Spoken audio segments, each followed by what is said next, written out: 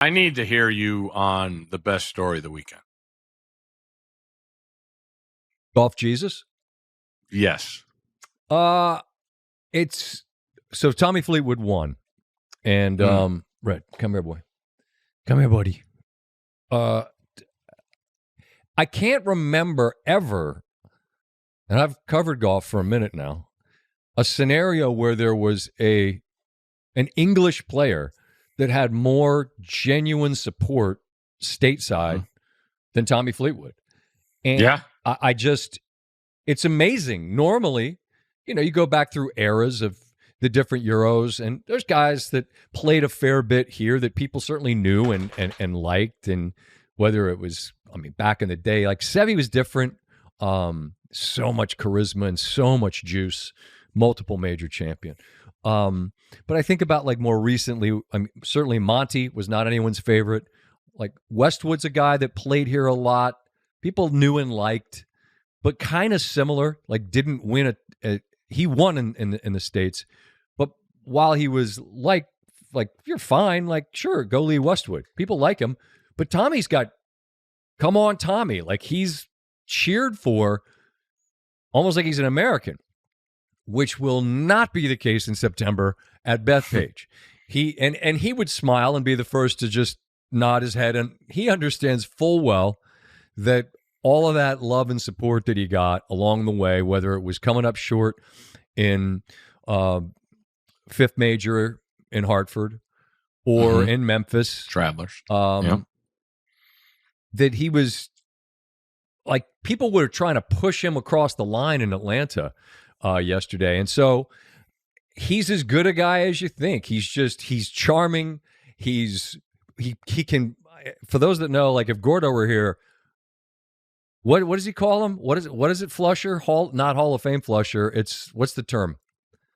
What's the flush? What is active? Top 5 active flusher? Like Fleetwood is a ball striker's ball striker. Are you a shot maker or a ball striker? He is a ball striker. He is a world-class flusher. All of these things. And golf Jesus. But he shaved the beard. I don't know what that was about. Like, we're trying to change it up. I can't remember an example of a non-American player being rooted for the way Tommy has been rooted for. And it was just cool to see him not just win, but to win 10 large for it. And that leads to the Tour Championship's dumb. The guy that didn't win anything shouldn't win that. And I'd say, well, okay, John Rahm didn't win one tournament on LIV, not one. And he won their season-ending thing because he was consistently so good. So there's no great way to try to have a season-long recognition of something in golf and also simultaneously have a one-week event both make sense. In other words, Neiman would have won on LIV because he won a ton. Scheffler would have won on the PGA Tour because he won a ton, and it would have rendered both season-ending events useless. And they've tried where they would put, like, whoever was the big leader. Scotty Scheffler, back in the day when they would say, like, you'd start 10 under, Scotty would have started, like, 68 under par relative to everybody else, and the East Lake event would not have mattered. There's no good way to make it make sense. And frankly, money's gotten so much that $10 million used to be like, holy shit. And now you're like, cool. Like, he won a lot of money.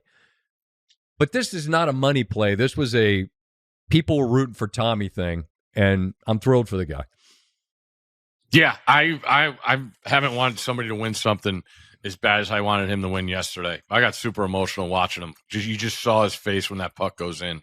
And then, we all know Scotty Scheffler's the best player in the world. And I get it. People want the money to match that. But we all know. And to see this guy, and you ran through it, how close he was. Yep. And then, I think it was Sally or somebody yesterday was like, what lead does he need to have on 15 for you to feel confident? Well, because he rinsed one on Saturday when he stepped up, and it wasn't close to me. And that's a two. No. Like, people talk about the island green at Ponte Vedra. That's a wedge. This is a 220-yard hole, all over water, all carry. Like, it's all you want. And then Cantlay puts the pressure on because, like, the broadcast, they didn't see where it hit. He must have, like, driven the fringe and got a good roll. He had a birdie putt. there, which got really tight. But I mean, I'm holding the remote, and like when Tommy was teeing off, my hand is sweating. I'm like, just down the fairway, hit it down the fairway, just get there. Because again, as Gordo would say, he's a top 5 active flusher. So I was just super happy with that guy. I've talked about how much I love pro golf and how mental it is, and to be in that position so many times. And to finally do it in the last stage, knowing, I mean, yeah, that money, you start seeing it. And I thought the broadcast did a good job of showing him finally looking at the leaderboard when he was walking across on 15. So, I'm super happy to see a guy that stays in the fight like that, to overcome all the negativity and knowing that there's nowhere else to look at. Can't pass the ball. You. Can't pass the ball. Can't pass the puck. And the thing, Steve, about golf that is so interesting to me is, like, as you and I talk right now, we're watching the U.S. Open. Tiafoe's playing. Same deal. It's just him and his opponent. But we're going to know in an hour and a half, 2 hours, sometimes 3. Sometimes, I mean, it could go 4 or 5 hours. But you're going to know today. Am I good? Am I playing tomorrow? Golf's Thursday night. All right, play good. Then it's Friday.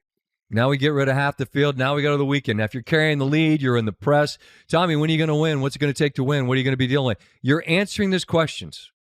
And we're putting a pebble on the scale, each one, and then it gets heavier and heavier. And then it's Saturday. And then you got the lead on Saturday, then you rinse one on 15, and we're like, every single person's like, oh, God, he's going to blow it again. And then it's Sunday in Memphis, and the wheels start to fall off there, and then he loses. And it felt like he could win that one, but Rose went crazy, and Spawn made some putts, and it all happens as you get to the 71st hole. It's been 4 days of your life.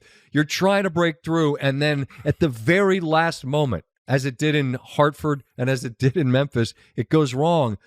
And I'm sure, as good as he is, human nature has to get in your head, because it's not football or basketball or tennis where you have to react quickly in the moment. You're walking for 4 hours, and all you have to do is think in between every single shot. Am I going to make this putt? If I don't, oh my God, I have to hit the fairway. I didn't. Oh my. You know what I'm saying? It's just, I keep talking about pebbles on the scale. Eventually it's like a boulder after boulder.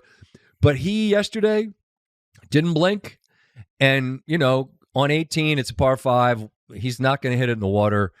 He's going to make par at worst. Cantley's got to make it from the fairway, double eagle. Like, he's going to win. And, that relief, that damn burst of emotions there. I mean, it wasn't like Rory in the Masters, because it's not the same thing. But I just admire how he stood there and took it. He talked after Hartford and he was honest and stoic. Talked every time. That's exactly right. And I admire that. I admire the way he processed the whole thing. And he just basically said, the Cliff's Notes, if you just keep kicking the can down the road, man, just keep at it. Yeah. And just like Xander. Very similar. For Xander, it was the majors. He hadn't been able to win a major, and it was like, well, what do you have to do to win one? And he's like, I don't know, keep showing up and playing the way I play. Same thing for Tommy. That's it. But it's awesome. But it's just incredibly rare that there seems to be unity on damn near everything, on anything, I should say. No one ever agrees on anything. Felt like the world was two things. Felt like the world was rooting for Tommy, and the world would appreciate it if Patrick Cantlay was a little bit quicker. A little quicker. Or a lot. Well, I do have one similarity with you and Tommy Fleetwood. No hair. Not the hair. I was going to say. Bucci was great with him last night. He talked about the flow. Yeah. I forgot what he called it. He said you let it. Oh, man, he had a great term. Anyway, but you've improved your listening skills from enhancements, but you would always say when you can't hear, you're just like, I'm sorry. And then I think it was 15, 16, and Fleetwood, you could hear, is trying to get some advice from his caddy. And his caddy, I don't know if he's mostly a quiet-spoken guy, but Fleetwood would just say it 5 times. Like, sorry. So, like, say it again. His caddy what has are you the saying? I can't hear you. He has the thickest accent of any human on earth that even people from where he's from. Give it to me. Give it to me. I mean, I can't even do it. Like, I can do. Come on. I mean, I can do Sam Torrance. I can do that. But, like, I don't even know what he's doing. It's like the guys from Snatch that are saying, it's not Bricktop. It's not Turkish. It's just some other thing. Like, I don't even know what he's saying. I don't know what it is. Like, Tommy doesn't understand it. How the fuck am I supposed to be able to tell you what he's doing? It's just But Tommy just kept, sorry? Yeah. He got the Speak up, buddy. We're on this right here. Well, they got it done. 10 large. Oh.